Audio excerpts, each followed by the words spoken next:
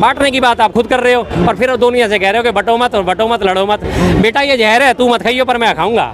बेटा सिगरेट पीना बहुत बड़ा गुनाह है लेकिन मैं सुट्टे मारूंगा सुबह से शाम तक। बेटा शराब मत पिया कर, पर मेरे लिए टीचर्स की बोतल आएगी, मेरे लिए वैलेंटाइन की बोतल आएगी, 1500 रुपये वाली स्कॉच आएगी, 2000 रुपये वाली स्कॉच आएगी। पर बेटा तू मत पियो, तेरे लिए जहर है पर मैं पीऊंगा, मेरे लिए सब जाहिर है। तो वही बात वो कर रहे हैं कि बटोगे तो कटोगे। अरे भाई बटा तो कोई भी नहीं है, आपने किसको बात कही कटोगे? योगी जी ये कह रहे हैं एक रहेंगे नेक रहेंगे, कटेंगे तो बटेंगे, कैसे? ठीक है जी, एक हमने कब कहा कि आप एक मत रहो? देशवासी है, देशवासियों से अपील करो ना, देशवासी एक रहो। प्रदेशवासियों से किस बात की अपील कर रहे हो कि एक रहो? प्रदेशवासियों को तो आप खुद ही बांटने का काम करते हो। आप खुद कहते हो जी आपके हिस्से का जो राशन है वो जालीदार टोपी वाले और तहमद वाले ले जाते हैं। पिछले चुनाव में जब लोग विधानसभा चुनाव थे उन्होंने खुद खुल के नारा दिया था 80-20 80-20 80-20 80-20, मतलब सीधा सारा इशारा साफ था कि 80% हिंदू एक तरफ हो जाओ और 20% मुसलमान जो है वो एक तरफ वोट डालेंगे तो मेरी तरफ आ जाओ। अब वो खुद बांटने की बातें करते हैं। अब पीछे आपको याद होगा लखनऊ में जब वो बारिश आई थी, एक कांड हुआ था, जो बाइक पे जा रहे थे दो लोग, उसमें पीछे लेडी बैठी थी, उसको खींच के गिराया दिया गया था, उसके ऊपर पानी उछाला गया, सब काम करा गया, ठीक है जी। अब उसमें 16 लोग पकड़े गए थे। अब 16 लोग में जब नाम आए उनके तो सबसे पहले उन्होंने क्या कहा था, अखिलेश या कुछ अरुण यादव कुछ नाम था, मुझे प्रॉपर इस टाइम याद है ना, और दूसरा कोई लड़का मुसलमान था। उन्होंने संसद में सिर्फ 2 जनों के नाम लिए थे कि ये यादव और दूसरा ये अखलाक मुसलमान।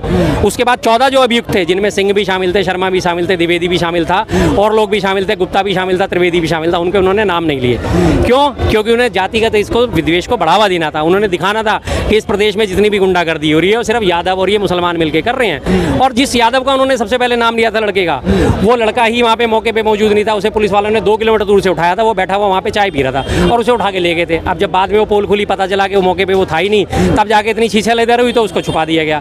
और दूसरी चीज़, अब आने वाले वहाँ पे यूपी में 10 सीटों पे उपचुनाव हैं। 10 सीटों पे जहाँ जहाँ उपचुनाव है वहाँ के डीएम, एसपी, एसएसपी, डीएसपी सारे के सारे बदले जा रहे हैं वहाँ पे कि यादव ना हो जाए और कोई मुसलमान ना हो जाए।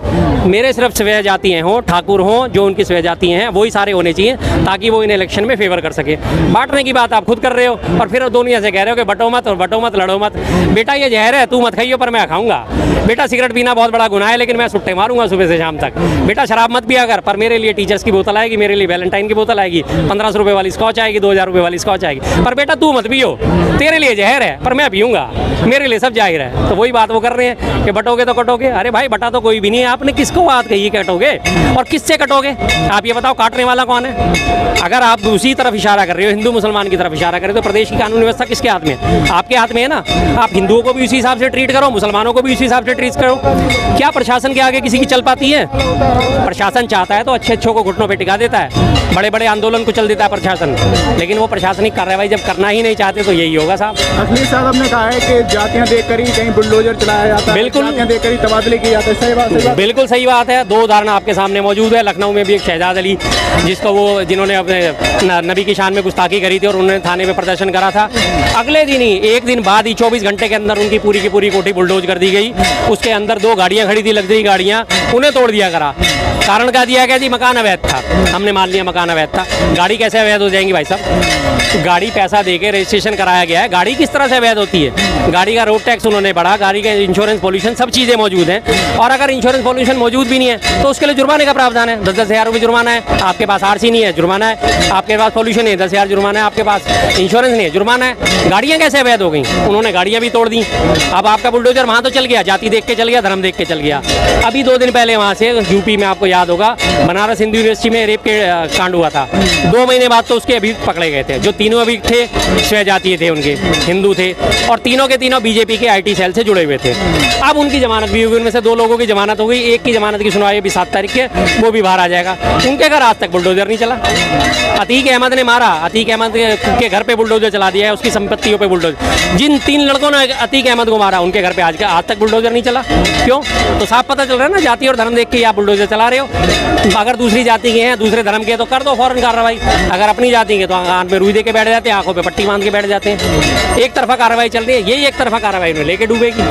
ठीक है जी। जातिगत जनगणना, जब भारत हमारी जातियों में बटा पड़ा है, हर आदमी अपनी जाति को अपने नाम के पीछे लगा के गर्व महसूस करता है। गर्व से कहो हम हिंदू है, गर्व से कहो हम राजपूत है, गर्व से कहो हम क्षत्रिय हैं, गर्व से कहो हम जाटव हैं। जब सब अपने आप को दिखाना चाहते हैं, उन्हें कोई शर्म नहीं आती, गर्व से कहो हम चमार हैं। आपने देखा होगा जो भीम वाले या भीम आर्मी वाले लोग हैं या वो मायावती जी के पार्टी के लोग हैं, वो सब ये कहते हैं गर्व से कहो हम चमार हैं, हम जाटव हैं। जब सारे सबको आदत पड़ी हुई है अपनी जातिगत जनगणना की, तो ठीक है जातिगत जनगणना होने दीजिए, उससे उससे कोई फर्क नहीं पड़ने वाला, लेकिन उससे कम से कम ये पता चल जाएगा कि भारत में कौन सी जाति पिछड़ी हुई है और कौन सी जाति अपर कास्ट में आ चुकी है, अपर लेवल पे आ चुकी है। राहुल गांधी भी ये मुद्दा जो है कहीं ना कहीं चुनाव में इन्होंने लोकसभा हाँ जी। में काफी ज्यादा उठाया। बिल्कुल। ये जो 2027 में चुनाव आएंगे, जी। इससे पहले जैसे कि आप कह रहे हो उपचुनाव है, क्या लग रहा है बैकफुट पर है बीजेपी? आ चुकी है पूरी तरह। अगर बैकफुट पे नहीं होती तो अभी आपने देखा कि अभी आपने 2 राज्यों के चुनाव घोषित हुए, 2 राज्यों के चुनाव घोषित हुए, 10 सीटों पे भी चुनाव करवा सकते थे। आपने 15 अगस्त में यहाँ प्रधानमंत्री जी का भाषण सुना होगा, मैंने तो खैर नहीं सुना, लेकिन अगले दिन मैंने पढ़ा था, उसमें क्या लिखा हुआ था, क्या बोला उन्होंने, देश जो है एक देश एक चुनाव की तरफ बढ़ रहा है, हमारा देश एक देश एक चुनाव की तरफ बढ़ रहा है। पूरे देश का चुनाव तो एक साथ कराने की हिम्मत कह रहे हो आप, रखते हो, 2 राज्यों के चुनाव एक साथ आपसे कराने की हिम्मत नहीं हो रही। 4 राज्यों में चुनाव होने थे, इसी नवंबर एंड में होने थे, अक्टूबर स्टार्टिंग और नवंबर में, वो आपसे डिक्लेयर नहीं हुए। झारखंड का आपने छोड़ दिया क्योंकि वहाँ आपकी दाल गलती नजर नहीं आ रही, महाराष्ट्र का आपने छोड़ दिया क्योंकि वहाँ आपकी दाल गलती नजर नहीं आ रही, और यूपी के 10 सीटों का उपचुनाव वो भी तो आप साथ करा सकते थे, लेकिन यूपी में आप इतनी बुरी तरह हार से बौखलाए हुए हो कि अगले अयोध्या की हार का दंश आपको 5 साल तक भूलने नहीं देगा। तो उससे बचने के नित नए तरीके अपनाए जा रहे हैं, किसी तरह चुनाव टल जाए, कुछ और हो जाए, कुछ किसी तरह बात बन जाए। अब इन्होंने, आपको याद होगा कावड़ यात्रा में पैतरा चला था, सब अपना नाम लिखेंगे, कितना हंगामा मचा, पूरे देश में हंगामा मचा, सारे मीडिया चैनल सारे चर्चा कर रहे थे नाम होना चाहिए, नाम होना चाहिए। अब सारे के सारे बीजेपी सपोर्टर चुप बैठे हैं, अब वो कोई नाम लिख रहा है, नहीं लिख रहा ना। कावड़ यात्रा आई, खत्म हो गई, चुनावी पैतरा चला था, मामला खत्म हो गया। बस कोशिश उन्होंने करी थी गोल बंद करने की, पता चला कि उल्टे ये तो हमारे गले पड़ गया, हिंदू ही हमारे खिलाफ हो गए। भाई ऐसा कैसा कर रहे हो, कोई किसका नाम, कैसा नाम, कौन सा नाम, हम जहाँ मर्जी जाए जिस मर्जी से खरीदे, मामला उल्टा पड़ गया, पत्ते उल्टे पड़ गए, तो आगे बैकफुट में। अब आपने कहीं उसकी चर्चा सुनी है? कहीं कोई अखबार में, किसी न्यूज चैनल पे कोई डिबेट हो रही है कि हाँ जी सुप्रीम कोर्ट ने कहा था हम लागू करेंगे या नहीं करेंगे? कहीं आपको कोई चर्चा नहीं मिलेगी उन्हें। पैतरा उल्टा पड़ गया, चुप होके बैठ के बिल में घुस के वापस कछुए की तरह खोल में सिर दे लिया। अब फिर कुछ नया सोच के लाएंगे 10 सीटों के चुनाव जीतने के लिए, फिर कोई नई घोषणा कर देंगे। पैतरे इनके सारे उल्टे फिर भी पड़ने हैं, जितना मर्जी कोशिश कर लो। आपने झारखंड की बात की, जी। चंपई सोरेन जी है वो बीजेपी में शामिल हो, हाँ जी बिल्कुल शामिल हो गए। तो आपको क्या लग रहा है ये जो झारखंड के कहीं ना कहीं जो अभी डेट अनाउंस नहीं हुई थी, वो हाँ इसी जी वजह से माहौल, बिल्कुल इसी वजह से हुई थी। बिल्कुल राजनीतिक कारण उसका यही था कि चंपई सोरेन के लगातार ये लोग संपर्क में थे, चंपई सोरेन के लगातार इशारे आ रहे थे कि मैं कहीं बाहर जाऊंगा, अलग दल बनाऊंगा या मैं कुछ करूंगा, लेकिन मैं अपना अपमान सहन नहीं करूंगा। तो उनके इशारे वो जा रहे थे दूसरी तरफ। अब जैसे बीजेपी में शामिल हुए, अब जाके उनकी डिक्लेरेशन होगी, लेकिन वहाँ पे कुछ होने वाला नहीं है। वो भगवान बिरसा मुंडा की धरती है, वो गद्दारों को माफ नहीं करती, वो जानती है कौन गद्दार है, कौन पलटी मारने वाला है। भगवान बिरसा मुंडा की जो क्रांतिकारी थे हमारे, उन्हें भगवान का दर्जा प्राप्त है वहाँ पे, वो धरती है वहाँ जहाँ से भगवान बिरसा मुंडा। और अभी प्रधानमंत्री ने बिरसा मुंडा का अपमान करा था, 1875 में उनका जन्म हुआ, 1857 के क्रांति में उनको शामिल बता दिया। वो सब जानते हैं कि किस तरह से हमारे बिरसा मुंडा जी को कैश कराया जा रहा है। अभी 2-3 दिन में आप चंपई सोरेन से भी यही सुनोगे, जय जोहार, जय भगवान बिरसा मुंडा, लेकिन वो गद्दारों को माफ करने वाली धरती नहीं है। चंपई सोरेन जी का भी खेल खत्म हो गया, जयराम जी की हो गई है उनकी। क्या लग रहा है झारखंड में बीजेपी जितनी कोशिश कर रही है वो असफल है? बिल्कुल जी, अब बीजेपी कहीं भी कोशिश कर ले, आपको हर जगह उसे असफलता का मुंह देखना पड़ेगा। ये पिछला जो चुनाव जीती है, अब आपने एडीआर की रिपोर्ट भी पढ़ी होगी कि 79 सीट जो हैं उन पे बीजेपी के और काउंटिंग वालों ने हेराफेरी करी है।